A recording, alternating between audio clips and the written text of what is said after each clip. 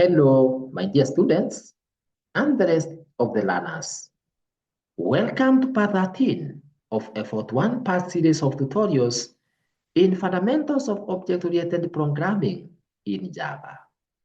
In this tutorial, we are going to look at what we call the compound assignment operators. My name is Memeji M, or you can simply call me MNSWAP.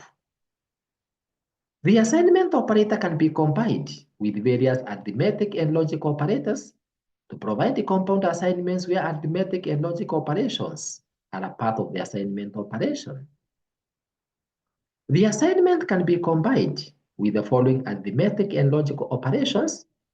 That is, the variable x is of type integer, z is a Boolean vector, and y is of type Boolean in these examples. So we have the name of the operator with the symbol that we are used to, and then the assignment operator, that is addition assignment operator. Then the compound assignment operator becomes, as you can see, addition followed by equal sign. For example, x plus equals to 5 simply means it is x equals to x plus 5. The subtraction assignment, that is the subtraction followed by the assignment as one wants. So the subtraction assignment, like x minus equals to 5, means it is the same as x equals to x minus 5. The next is multiplication assignment. Remember, we are calling it multiplication assignment because it is multiplication followed by the equal sign. For example, x multiplication equals to 5 is the same as saying that x equals to x times 5. Then we have the division assignment. The division assignment operator is / followed by equal sign. How do you write this kind of expression?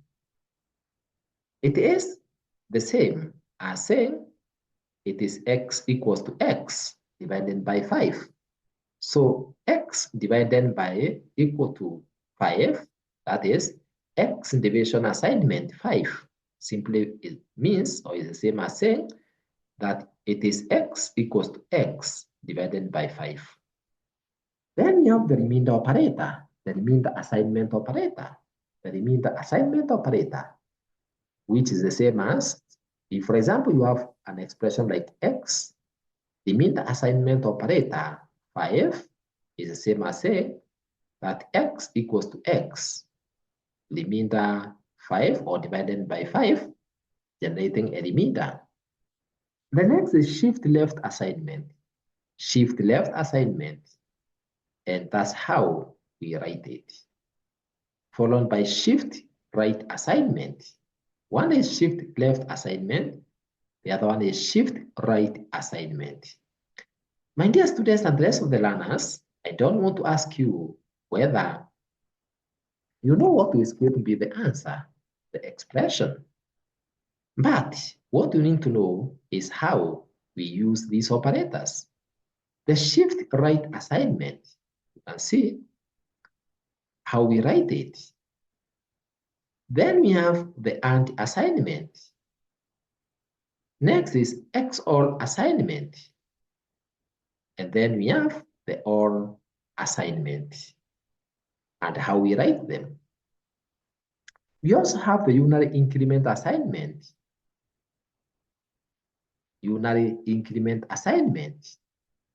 Which usually looks as two addition symbols. Like we have y plus plus. Then there is plus plus y, which is the same as y equals to 1 plus y. Y plus plus is the same as y equals to y plus 1.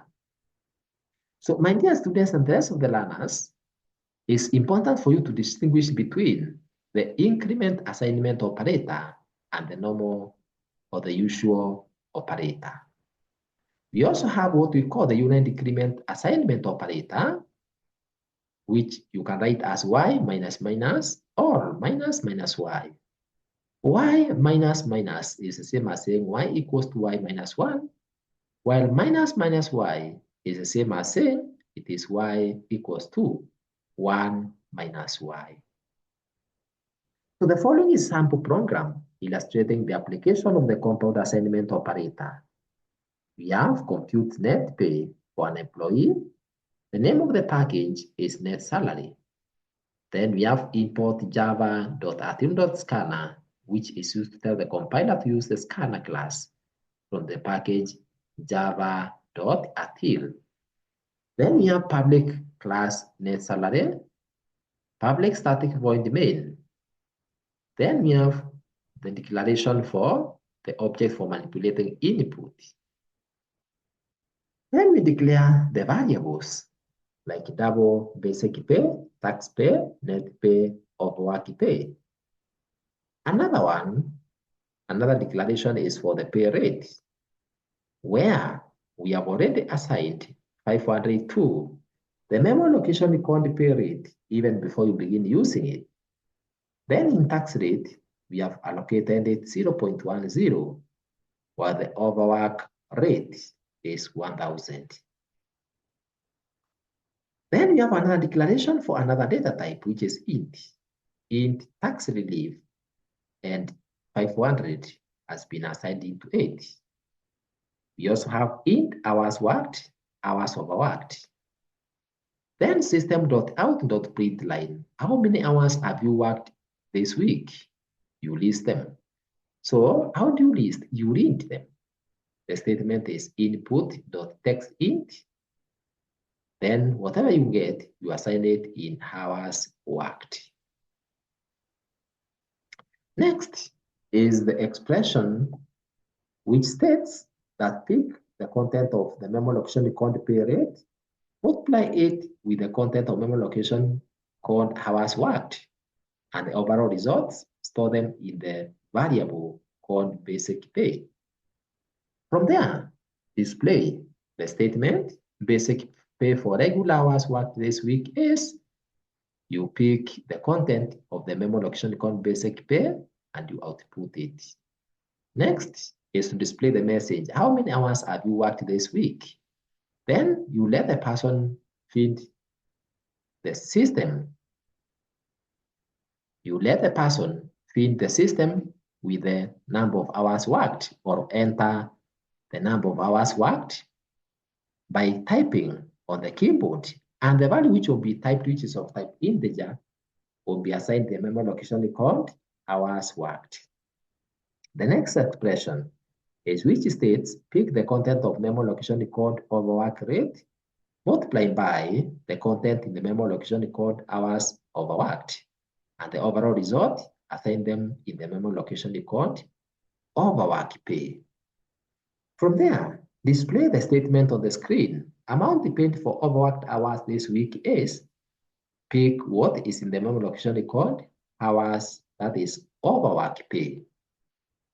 Next, compute the compound, compute the basic pay. And how do you compute the basic pay? Basic pay equals to basic pay plus overwork pay. That's what this statement means.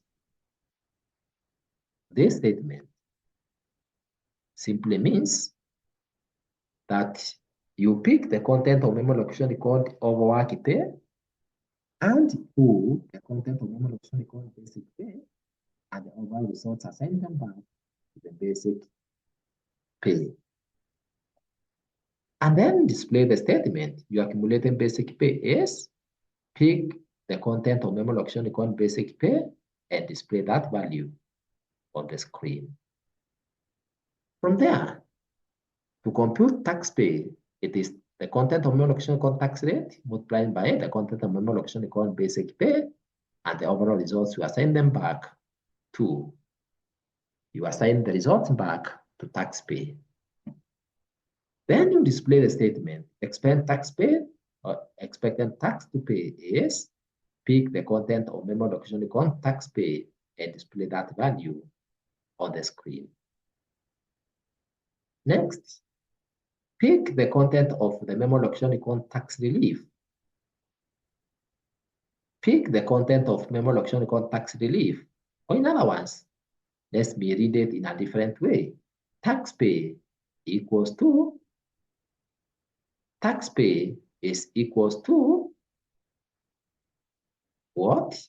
It is equals to tax pay minus tax relief. So when you write a statement like that,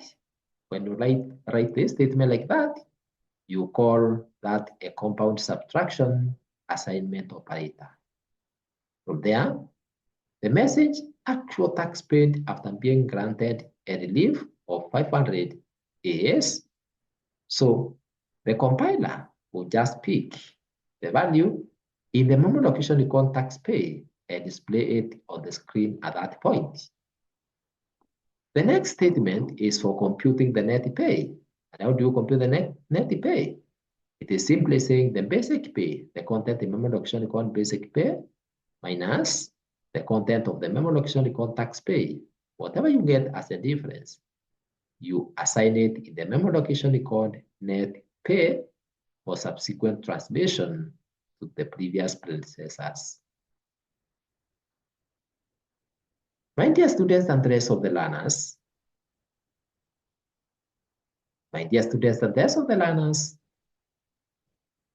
I repeat this statement.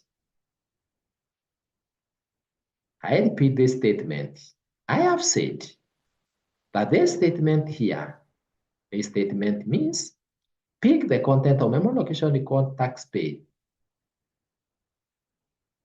Pick the content of memo location icon tax pay.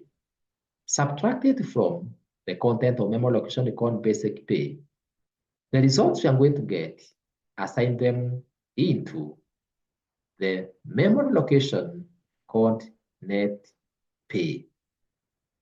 For this statement, I have said,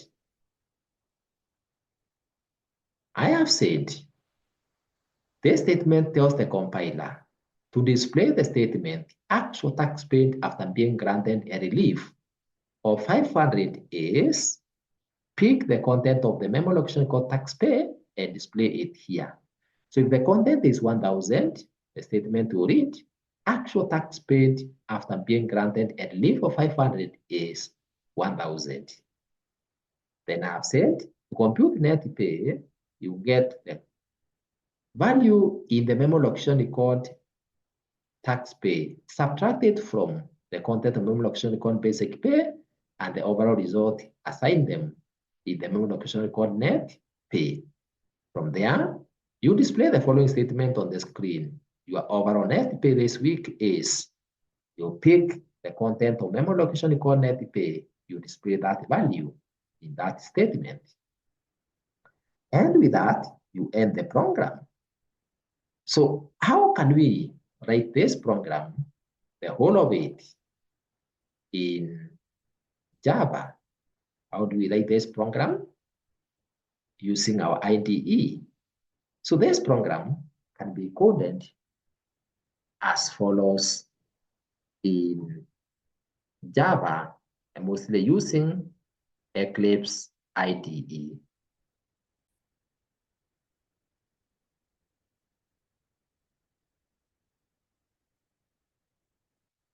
So what you do is you click on Start menu and then load your IDE. Our IDE is Eclipse. So proceed. I'll look for Eclipse. Here it is. Then I'll click on Eclipse IDE for Java developers. And as usual, you wait for it to load. You wait for it to load. So our Eclipse IDE is starting. You can see it reads starting Eclipse IDE. There we are. So we proceed and create a project. We create a project that is going to hold our file. And how do you create a project?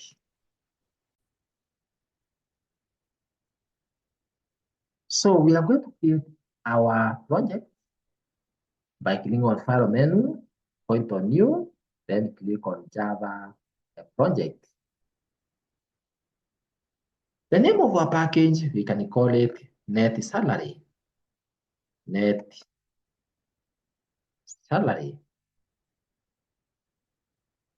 And then we can leave the rest. We click on Finish. So this is our net salary. It has been added here. So you proceed, you right click under your project or on your project, you point on New, and then you click on Class. You can see the name of the package is net salary, similar to the name of our project. So the name of our class should be the same as the name of the package. So I'll call it net salary. And then you can check on public static void main args. You click on Finish.